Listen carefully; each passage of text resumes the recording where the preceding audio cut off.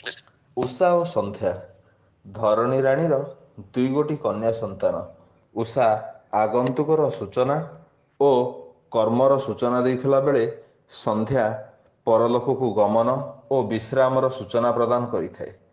ଉଷାର ଆଗମନରେ ପୂର୍ବ ଦେଶେ ସିନ୍ଦୁରା ଫାଟିଥାଏ ଓ ରବିଙ୍କର କିରଣ ଧରଣୀ ଉପରେ ପଡ଼ିଥାଏ, ଯାହାଫଳରେ କି ବିହଙ୍ଗମାନେ ନିଜର ନୀଡ଼ ଛାଡ଼ି ଦୂର ଦେଶକୁ ଯାତ୍ରା କରିଥାନ୍ତି ଆହାର ଅନୁସରଣ କରିବା ନିମନ୍ତେ। ମା ବିହଙ୍ଗଟି ଦୂରକୁ ଯାତ୍ରା କରୁଥିଲା ସମୟରେ ଭାବୁଥାଏ, ଯଦି ମଣ୍ଡୁକର ରାବ ଶୁଣି କିମ୍ବା କେକିର ନୃତ୍ୟ ଦେଖିବା ନିମନ୍ତେ ଯଦି ବାରି ଚାଲିଆସେ ଧରଣୀ ନିକଟେ, ତେବେ ମୋର ଶାବକଟିକୁ ମୁଁ ଆଉ ଫେରି ପାଇବି ନାହିଁ। ସମୀରର ଖୁବ୍ ଚାପରେ ବୃକ୍ଷ ତ ଓଲଟି ପଡ଼ିବ ଧରଣୀର ବକ୍ଷ ଉପରେ। ନୀଡ଼ ମୋର ଭାଙ୍ଗିଯିବ, ଶାବକଟି ମୋର ସେଇଠି ମରିଯିବ। ନା ନା, ହେ ପ୍ରଭୁ, ହେ କରୁଣାମୟ, ମୋତେ ଟିକେ ଦୟା କର। ଏ ମା ବିହଙ୍ଗଟାକୁ ଏତିକି ଦୟା କର, ମୋର ଶିଶୁଟିର କିଛି ନ ହଉ। ଆଉ ଯଦି ଏଉଠୁ ବାହୁଡ଼ି ଯାଉଛି, ତେବେ ଆହାର ଶୂନ୍ୟରେ ମୁଁ ଯିବି। ନିଜେ ତ ଉପବାସରେ ରହିବି, ଶାବକ ମୁହଁରେ ବା କି ଆହାର ଦେବି? ଯାହା ବି ହେଇଯାଉ, ମୁଁ ଦୂରକୁ ଯିବି ଆହାର ଅନୁସରଣ କରିବା ପାଇଁ। ନାବିକଟିଏ ତଟିନୀର ତୀରେ ବସି ନାଁ ରଖିଥାଏ, ଭାବୁଥାଏ, ମାଲୋ ତୁ ସାହା, ଆଜିର ଯାତ୍ରା ଯେମିତି ଶୁଭ ହେଉ, କିଛି ବି ବାଧାବିଘ୍ନ ନ ଆସୁ। ଯାତ୍ରାଟି ମୋର ଶୁଭ ହେଲେ ନିଶ୍ଚୟ ତତେ ମୁଁ ଭୋଗ ଲଗାଇବି। ସେହିପରି ଘରୁ ନିଜ କାର୍ଯ୍ୟାଳୟକୁ ଯାଉଥିବା ବ୍ୟକ୍ତିମାନେ ଭାବୁଥାନ୍ତି, ଘରେ ଏବେ ଯାହା ପରିବେଶ ଅଛି, ଆସିଲା ବେଳକୁ କ'ଣ ସେହି ପରିବେଶ ଥିବ? କିନ୍ତୁ ଉଷାର ଆଗମନ ହେଇଛି ଯେତେବେଳେ କର୍ମ ତ କରିବାକୁ ପଡ଼ିବ। କର୍ମ ନ କଲେ ଉଷା ଚାହୁଁ ଚାହୁଁ ପଳେଇବ। ସନ୍ଧ୍ୟା ଆସିଗଲା ପରେ ଆଉ କିଛି କର୍ମ କରିବା ସମ୍ଭବ ହେବ ନାହିଁ। ତାପରେ ସମସ୍ତେ ପଳାନ୍ତି ଯେଝା ଯେଝା କର୍ମରେ। ଧୀରେ ଧୀରେ ଧୀରେ ଧୀରେ ଉଷା ବାହୁଡ଼ି ଯିବାକୁ ଲାଗେ ଓ ତାପରେ ଦିବା ଆସେ ଓ ଦିବା ପରେ ଅପରାହ୍ନ, ଅପରାହ୍ନ ପରେ ସଞ୍ଜ ନଇଁ ଆସେ। ସନ୍ଧ୍ୟା ଆସିଲା ମାତ୍ରେ ଯେତେବେଳେ ମା ବିହଙ୍ଗଟି ବୃକ୍ଷ ଦେଶେ ଫେରେ, ଦେଖେ ସେ ବୃକ୍ଷଟି ଓଲଟି ପଡ଼ିଛି ଧରଣୀର କୂଳ ଉପରେ। ନୀଡ଼ଟି ଭାଙ୍ଗି ଚୂନା ହୋଇଯାଇଛି ଓ ପାଖରେ ପଡ଼ିଛି ମୃତ ଶିଶୁ ଶାବକଟି। ମା ବିହଙ୍ଗଟି ମସ୍ତକ ପିଟି ଧରଣୀ ରାଣୀର କୋଳରେ କାନ୍ଦୁଥାଏ। ଯେପରି ଜିଦିଆ ଛୁଆଟିଏ ଠିକ୍ ତା ମା ପାଖରେ ଅଳି କରେ, ସେହିପରି ଧରଣୀ ପାଖରେ ଅଳି କରୁଥାଏ କାକଳିର ତାଳେ ତାଳେ ବିହଙ୍ଗଟିଏ।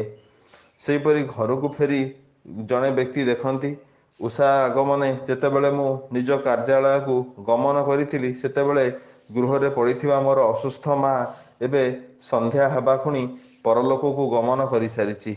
କୋକେଇରେ ତାର ଶବ ଥୁଆ ସରିଛି, ପାଳ ଦଉଡ଼ି ବନ୍ଧା ସରିଛି ଶ୍ମଶାନ ଯାତ୍ରା ନିମନ୍ତେ। ସେହିପରି ନାବିକଟିଏ ଯେତେବେଳେ ଜଳର ତୀରରେ ଆସି ପହଞ୍ଚି ଯାଇଥାଏ, କୂଳରେ ଆସି ଦେଖେ ଯେ ସେଠି କିଛି ମୃତ ଜୀବଜନ୍ତୁ ପଡ଼ିଛନ୍ତି। କିଂ କର୍ତ୍ତବ୍ୟ ବିମୂଢ଼ ହୋଇ ସେ ମଥାରେ ହାତ ଦେଇ ବସେ। ସେ ଦେଖିଥାଏ, ଏଇ ବାଟ ଦେଇ କେତେ ଜୀବଜନ୍ତୁମାନେ ପାହାଡ଼ ଗୁମ୍ଫା ଭିତରୁ ବାହାରି ଗିରି ଶିଖରକୁ ଚଢ଼ି ଯାଉଥିଲେ ତ ଗିରିରୁ ଓହ୍ଲାଇ କେହି କେହି ନିଜ ନିଜ ପଥରେ ଯାତ୍ରା କରୁଥିଲେ। ମୂଷଳ ବାରିଧାରା ହେତୁ, ବଜ୍ରପାତ ହେତୁ କେତେ ଜୀବଙ୍କର ଜୀବନ ଅକାଳରେ ଚାଲିଯାଇଛି। ଏହିପରି ହେଉଛି ଆମ ଜୀବନ। ଉଷା ଆଗମନ ଅର୍ଥ ହେଲା, ଯେତେବେଳେ ଶିଶୁଟିଏ ଜନ୍ମ ହୋଇଥାଏ, ସେ ଉଷା ପରି ସତେଜ ଓ କୋମଳ ହୋଇ ଜନ୍ମ ହୋଇଥାଏ। ତାର ମସ୍ତକରେ କେତେ ପ୍ରକାରର ଚିନ୍ତା ଥାଏ, କେତେ ପ୍ରକାରର ବୀର୍ଯ୍ୟ ଭଗବାନ ତାଠି ଗୋପନ କରିଥାନ୍ତି। କେତେ ପ୍ରକାରର କର୍ମ ନେଇ ସେ ସଂସାରକୁ ଆସିଥାଏ, ପୁଣି କାହାର ସ୍ୱପ୍ନ ସେ ବନିଯାଇଥାଏ। ଉଷାର ଆଗମନ ଭଳି ଯେତେବେଳେ ଶିଶୁଟି ଆମ ଘରେ ଜନ୍ମ ନେଇଥାଏ, ଘରେ ଆନନ୍ଦ ଉଲ୍ଲାସର ଏକ ବାତାବରଣ ହୋଇଯାଇଥାଏ। ସମସ୍ତେ ଭାବିଥାନ୍ତି, ଯେପରି ଉଷା ଆସିଲେ ସମସ୍ତେ ଭାବିଥାନ୍ତି ଯେ ଆଜିର ଦିନଟି ଭଲରେ ଯିବ, ନିଶ୍ଚୟ ଆଜି ଏହା କରିବୁ ସେୟା କରିବୁ। ସେହିପରି ଶିଶୁଟିଏ ଆସିଲେ ସମସ୍ତେ ଭାବିଥାନ୍ତି, ଏ ପିଲା ଆମ ଘରର ଭବିଷ୍ୟତ ହେବ, କୁଳ ପ୍ରଦୀପ ହେବ, ଇଏ ଆମର ଦୁହିତା, ଦୁଇ କୂଳକୁ ହିତା, ଏହିପରି କେତେ କଥା। ସନ୍ଧ୍ୟା ଆସିବା ମାତ୍ରେ ସମସ୍ତେ ଯେପରି ନିଜ କାର୍ଯ୍ୟାଳୟରୁ ବାହୁଡ଼ି ଆସି ଘରେ ବିଶ୍ରାମ ନେଇଥାନ୍ତି, କିମ୍ବା ଚଷା ଭାଇଟିଏ କ୍ଷେତରୁ ଫେରି ଯେପରି ବିଶ୍ରାମ ନେଇଥାଏ, ସେହିପରି ମଣିଷ ଜୀବନରେ ସନ୍ଧ୍ୟା ଆସିଥାଏ। ସନ୍ଧ୍ୟା ଆସିବା ମାତ୍ରେ ଧୀରେ ଧୀରେ ପ୍ରୌଢ଼ ଅବସ୍ଥାରେ ମଣିଷ ପହଞ୍ଚି ଯାଇଥାଏ। ଧୀରେ ଧୀରେ ଉଷା ଭଳି ସତେଜ ଥିବା ଅଙ୍ଗ ଗୁଡ଼ିକ ଧୀରେ ଧୀରେ ଯେପରି ଦୁର୍ବଳ ହେଇଯାଆନ୍ତି। କେତେବେଳେ ରଜନୀ ମାଡ଼ି ଆସେ, କେହି ଜାଣିପାରନ୍ତିନି। ରଜନୀ ଅର୍ଥ ମୃତ୍ୟୁ କେତେବେଳେ ଆସି କବାଟ ଠକ୍ ଠକ୍ କରିଥାଏ, ତାହା କେହି ବି ଜାଣିପାରିନଥାନ୍ତି। ସନ୍ଧ୍ୟା ଅର୍ଥ ଏଠି ମଣିଷର ଶେଷ ଅବସ୍ଥାକୁ ବୁଝାଯାଇଅଛି। ଉଷାର ଆଗମନରେ ଯେପରି ସମସ୍ତେ କର୍ମତତ୍ପର ହୋଇ ଉଠିଥାନ୍ତି, ଶିଶୁଟିଏ ଜନ୍ମ ହେବା ମାତ୍ରେ ସମସ୍ତେ ଘରେ ପୁରା ଆନନ୍ଦ ଉଲ୍ଲାସରେ ଖେଳି ଯାଇଥାନ୍ତି। ସନ୍ଧ୍ୟାର ଆଗମନରେ ଯେପରି ସମସ୍ତେ ନିଜର କାର୍ଯ୍ୟ ସାରି ଗୃହକୁ ଫେରିଥାନ୍ତି, ସେହିପରି ମନୁଷ୍ୟ ଜୀବନରେ ସନ୍ଧ୍ୟା ଆସିବା ମାତ୍ରେ ସିଏ ଏ ଲୋକ ଛାଡ଼ି ସେ ଲୋକକୁ ଗମନ କରିବାକୁ ଇଚ୍ଛା କରିଥାଏ। ଏଇ ସ୍ଥୂଳ ଶରୀରଟିକୁ ଛାଡ଼ି ଦେଇ ସୂକ୍ଷ୍ମ ଶରୀରକୁ ଚାଲିଯିବା ପାଇଁ ଇଚ୍ଛା କରିଥାଏ। ଯେ କୃଷ୍ଣ ମୂର୍ତ୍ତିଙ୍କର କହିବା ଅନୁଯାୟୀ ଯେ ଯଦି ସନ୍ଧ୍ୟା ସମୟରେ କିଛି ଇଚ୍ଛା ଜଣକର ରହିଯାଇଥାଏ ବା ପ୍ରୌଢ଼ ଅବସ୍ଥା ବା ଶେଷ ଅବସ୍ଥାରେ ଯଦି କାହାର କିଛି ଇଚ୍ଛା ରହିଯାଇଥାଏ, ଯଦି ସେହି ସମୟରେ ତାର ପ୍ରାଣବାୟୁ ଉଡ଼ି ଯାଇଥାଏ, ଏ ସ୍ଥୂଳ ଶରୀର ସୂକ୍ଷ୍ମ ଶରୀର ମଝିରେ ଥିବା ଏକ ବାଡ଼ ଉପରେ ତା ଆତ୍ମାଟି ରହିଯାଇଥାଏ।